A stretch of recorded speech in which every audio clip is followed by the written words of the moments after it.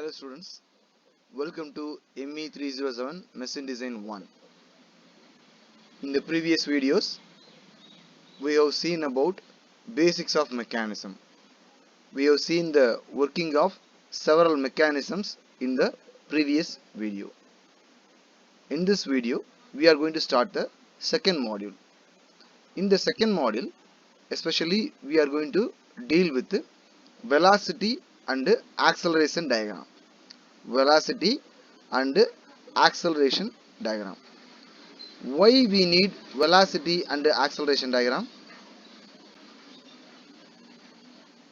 If you want to find out the force on any link, okay, if there is a mechanism and the mechanism is continuously working, okay, so every links in the mechanism will have some force, okay. We have to find out that force. If you want to find out that force, we should know the mass and the acceleration of the particular member of the mechanism. To find out the acceleration, we need velocity. Okay. To find out the velocity, we have several methods. We can use graphical method, we can use relative velocity method, or we can use instantaneous center method. In this module, we are going to see relative velocity method and instantaneous center method. Okay. How we can solve this problem by analytically? There are two methods, analytical method and graphical method. In analytical method, we have to use vector loop. Okay, vector loop. Lot of formulas will come. Using formulas, we have to find out velocity of each link. Okay, that is one method. But graphical method, it is very easy and you can understand easily and you can find out the velocity very easily. Okay, but in analytical method, we have to remember a lot of formulas. In graphical method, we don't want to remember any formulas. It is very simple. Okay, two graphical methods are there, relative velocity method and instantaneous center method. In this module, we are going to see the relative velocity and instantaneous center method. Okay, velocity of any point on a link with respect to another point on the same link is always perpendicular to the line joining these points on the configuration diagram. Okay, here for example, if there is a crank is AB. Okay, consider there is a Consider there is a 4-bar chain mechanism.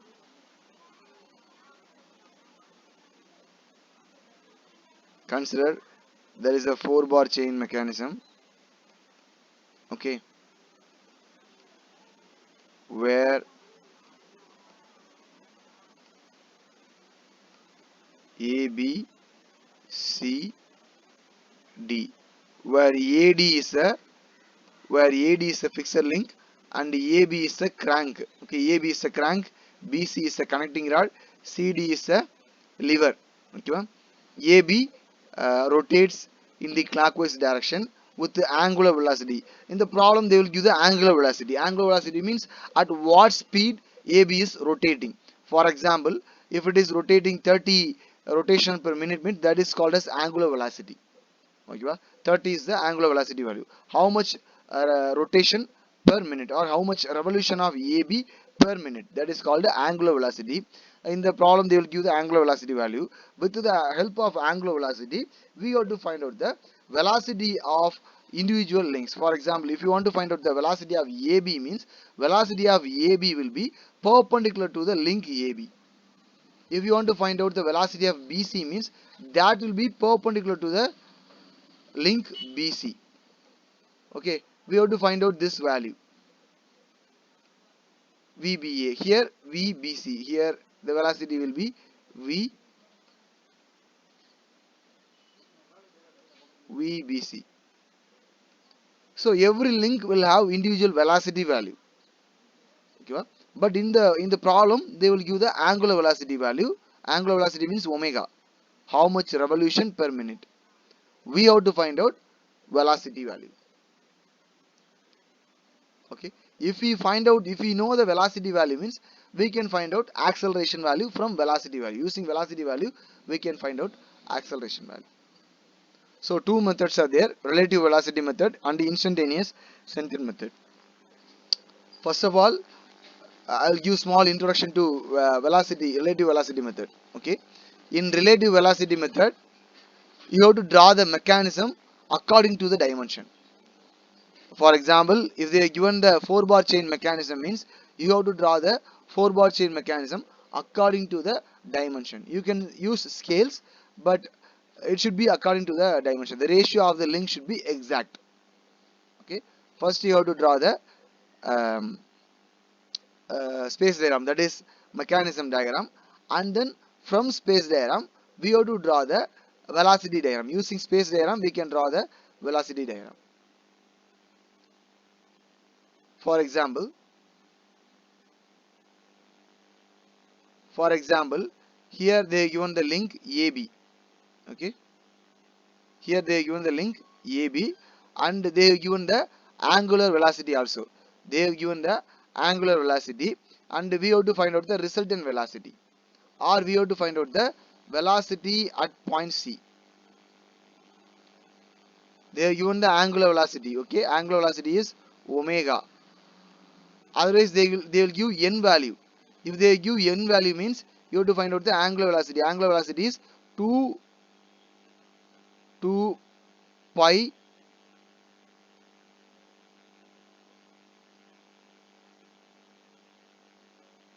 n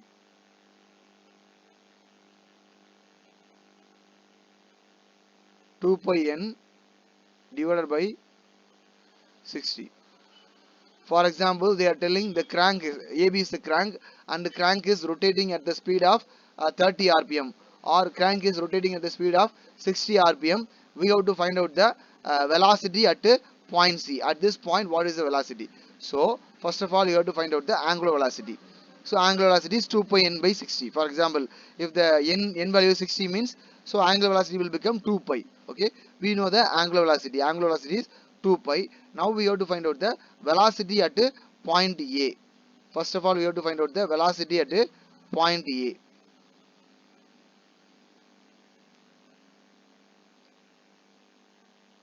So velocity at point A,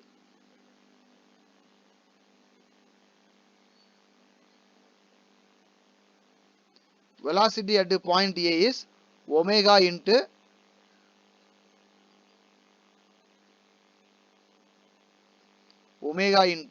length of AB. Omega into length of AB, that is crank length. Omega into length of AB. For example, if the crank is 4 centimeter length, means you have to substitute 4 here. Okay, so we can get VA value. Once if you get VA value, you have to draw VA. Okay, in which direction it is rotating? If it is rotating in the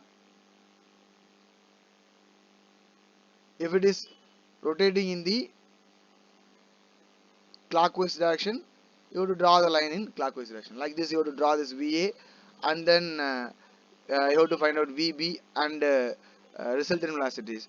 We will discuss these things elaborately in the next videos. Okay, now we will focus on instantaneous center method. Okay, instantaneous center method.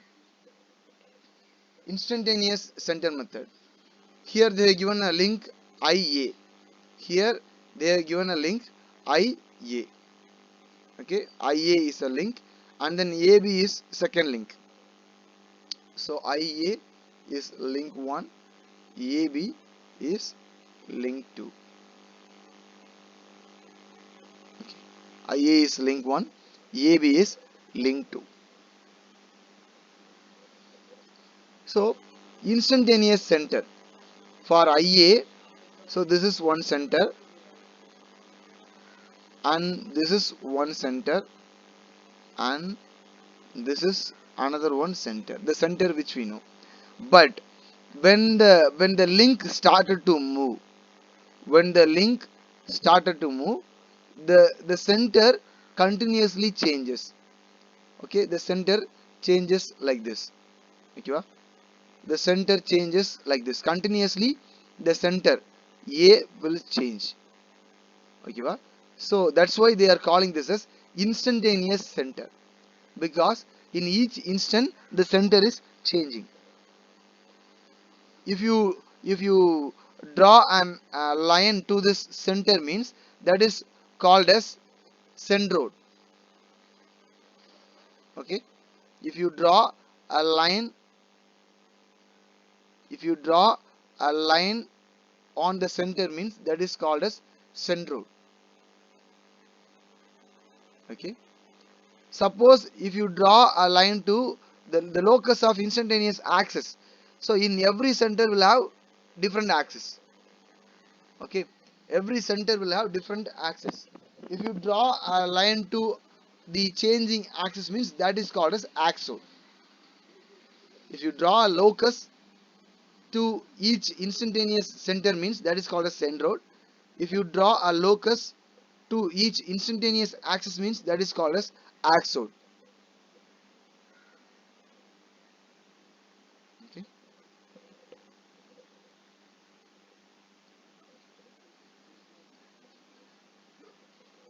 So here we have a link AB.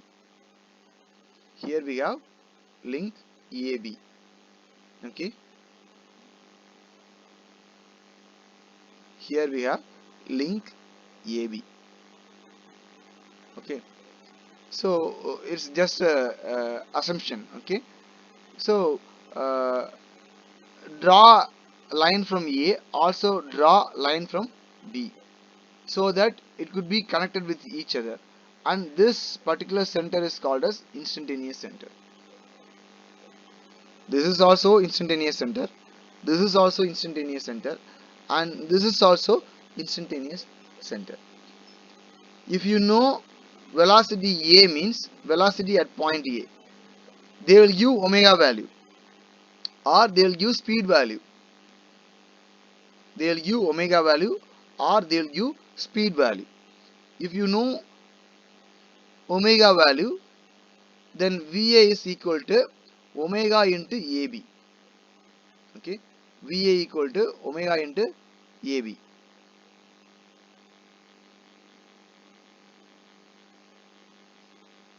Okay, so that we can find out VA value. Also, there is a uh, why this instantaneous center is useful. If you know the VA value, so we know that VA equal to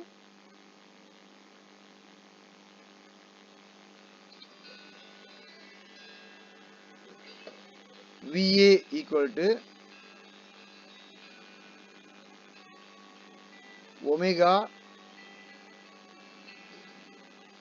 omega into length of AB.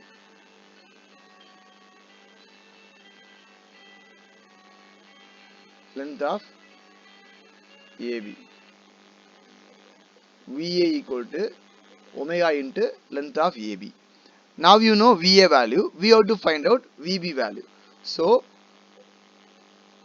very simple. VA by AO, this distance, okay, equal to VB by OB, this distance.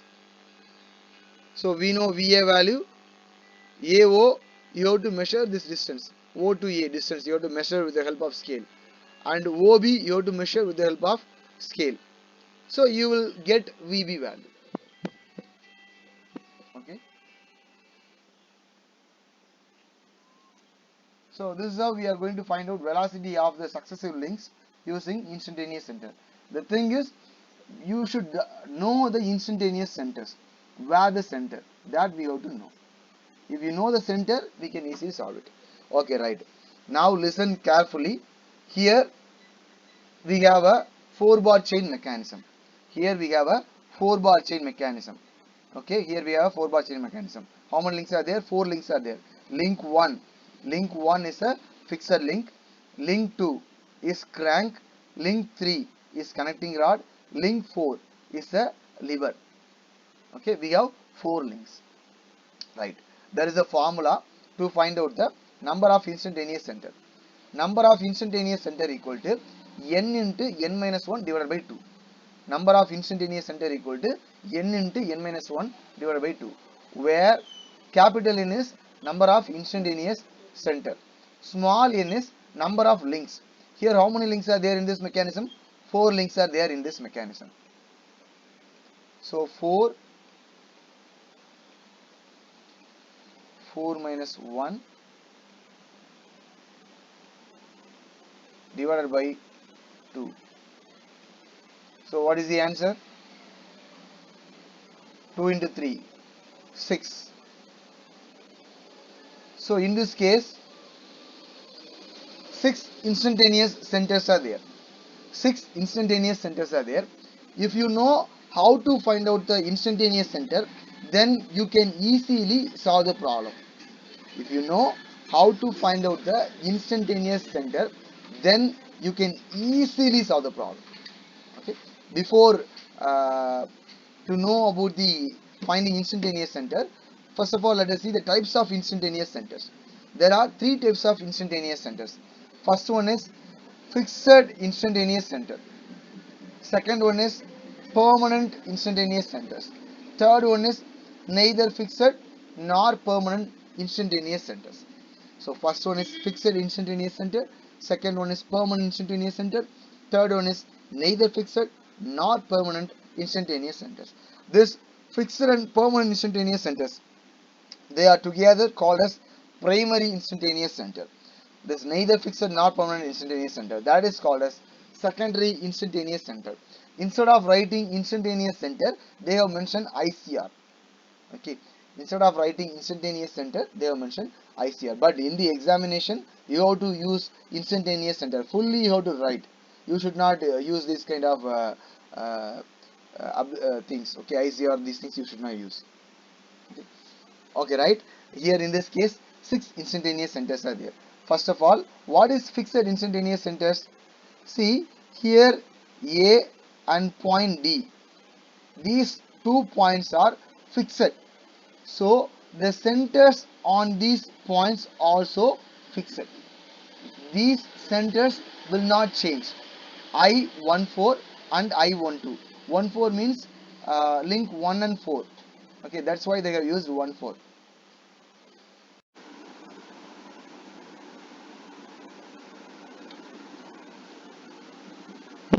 Okay, in the previous class itself, in the previous video itself, I gave introduction to the module. So in this module, we are going to use instantaneous center method and relative velocity method to find out the velocity of the links in the mechanisms. Okay, first let us see instantaneous center method. There are 3 kind of centers. There are 3 kind of instantaneous centers: fixed instantaneous center, permanent instantaneous center, third one is neither fixed and nor permanent instantaneous center. Okay, this fixed and permanent instantaneous centers, they are also called as primary ICR, primary instantaneous center. Instead of writing the instantaneous center, they have used ICR. Okay, this neither fixed nor permanent instantaneous center is also called as secondary instantaneous center. So to find out the instantaneous center of the mechanism, there is a formula: n, capital N equal to small n into n minus 1 divided by 2, where small n is number of links, where capital N is the instantaneous center. Here we have 4-bar chain mechanism. In the 4-bar chain mechanism, four links are there. Fixed link is link 1, crank is link 2, link 3 is the connecting rod, link 4 is the lever. Okay, so 4 links are there, so write down 4. Here I have written capital N equal to 4 into 4 minus 1 divided by 2. So instantaneous center, number of instantaneous center for this mechanism, 6. Okay, let us mark the instantaneous centers. So link 1 and link 4 joining place, this is one center, this is one center. Since it is common to link 1 and link 4, they have written this as I suffix 14. See, this is suffix. Okay, so you have to written this nearer to the bottom of the I. This is suffix.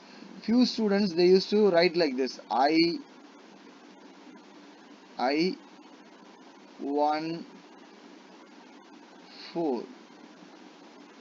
You should not write like this. This is totally wrong. 14 is suffix. I 1, 4. Like this only you go to write. Okay. So common to 1 and 4, this fixed center 1 4 I 1 4, and common to 1 and 2, this center. Okay, I 1 2. Next, common to link 2 and 3, this is one center I 2 3. Common to link 4 and link 3, this is one center I 3 4. So we got totally 4 centers. Till now we got 4 centers. But what is the answer here? We should find out 6 centers. If you know the instantaneous center, then you can easily find out the velocity value. Among these 4 centers, this 1 4 and 1 2, they will not change their position. So they are called as fixed instantaneous center. Since it will be always in this place. Since 1 4 and 1 2, it will be always in this place. So they are called as fixed instantaneous center. But this 3 4 and 2 3, when the crank position link 2, when the link 2 rotates, the position of 2 3 and 3 4 will change. When the link 2, that is crank, when the crank rotates, the position of 2 3 and 3 4, center 2 3 and center 2 4, 3 4 will change. That's why they are called as permanent center, but they are not fixed. We can find the center. It will be the connection point of 3 and 4, and this center is connection point of 2 and 3. We know where the center is, but it is not constantly in one place. It is changing its position. So it is called as permanent instantaneous center, but it is not a fixed center. Okay, it is a permanent instantaneous center. Okay, we have two more instantaneous centers. We have to find out that. Okay, before finding out that, we have a theorem. If you know this theorem, we can easily find out the centers. Arnold-Kennedy theorem. Arnold-Kennedy's theorem. Arnold-Kennedy's theorem, it states that if three bodies move relative to each other, they have three instantaneous centers and they lie on a straight line. If three bodies move relative to each other, and they will have three instantaneous centers and they lie on a straight line. Remember this point. If three bodies have relative motion with each other, then they will have three instantaneous centers. And the important thing, they lie on a straight line, and all the three instantaneous centers will lie on a straight line. Okay. Now we will come to this case. Already we have four centers. Still we have to find out two more centers. Why I am explaining it very slowly means this is very essential, very important. If you understand this concept, then you can easily solve even complex mechanisms. Okay, four bar chain is very simple mechanism, but you might get problem from complex mechanism. If you know the basic concept, you can solve even complex problems. Okay, right. So what Arnold-Kennedy theorem told? In Arnold-Kennedy theorem, we have studied if three links have relative motion between them, then there will be three instantaneous centers. For example, take link 4, link 3 and link 2.